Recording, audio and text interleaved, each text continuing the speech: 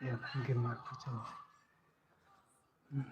धर्म के मार्ग पर चलोगे कभी परेशानी नहीं होगी।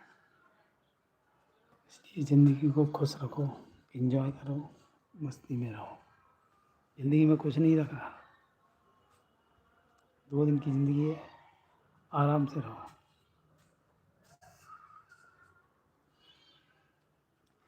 और सत्य बोलो, गलत काम करो।